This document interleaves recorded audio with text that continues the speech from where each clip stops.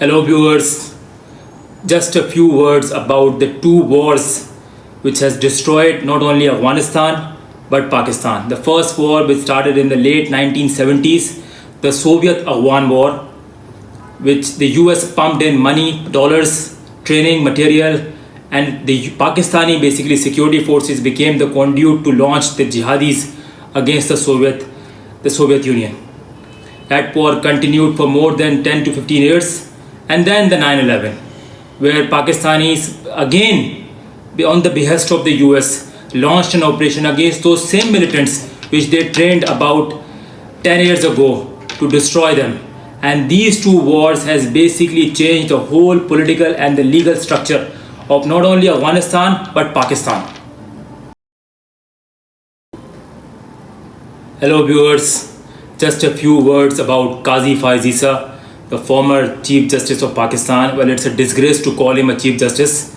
You all know the role he played in the regime change operation and also post-regime change, when he basically, through his bias, through his absolute disgrace, actually crush and disband the biggest political party of Pakistan, Pakistan Tehreek-e-Insaf. The role he played, the way he behaved in the court, the way he acted in a completely undecorous manner is all to see. And now he is hiding in London, the hiding place where he had stashed properties by the stolen wealth of Pakistan. Shame on you, Kazi Fisa. You are a disgrace for Pakistani nation. Hello viewers. It's almost 450 days since Imran Khan, the former Prime Minister of Pakistan, the greatest son this soil has produced, is now being incarcerated in a 6x8 death cell, without electricity, without any decent food. Why? I'll tell you why. Because he had the audacity to say no to Joe Biden, that he will not be a cat's paw against Russia, against China, and he would not be giving basis to the US empire in Afghanistan. That is, he was not willing to sacrifice Pakistani interest on the excuse or on the cost of the US interest. Thank you so much. Hello viewers. The Middle Eastern crisis, I want to say a few words about it. You see, the war is now engulfing almost all the regional powers in the Middle East. It started in Gaza, Palestine, then it included Lebanon, southern Lebanon, and now Iran.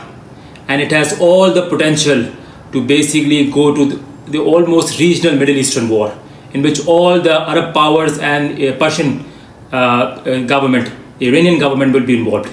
And I'm afraid if this war continues, not only Russia would be dragged in, the US would be dragged in, and perhaps China would be dragged in also. So I would suggest that this is going to become a very dangerous situation for the whole Middle East and for the whole world perhaps, because if the war breaks out, the oil prices will shoot up and it will halt the world economy.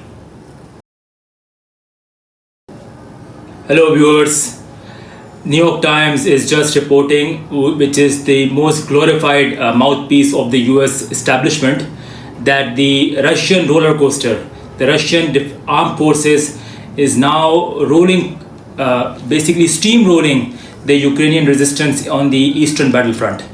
The territory that they have gained in the last month, the New York Times is reporting, is the most which they have gained since the last 2 years. And that is basically indicating something, that this Ukraine venture, the Democratic Party initiated Ukraine venture, is now coming to a halt. It's coming to a grinding halt with the crushing and the defeat of not only the Ukrainian army but the NATO army. Thank you so much.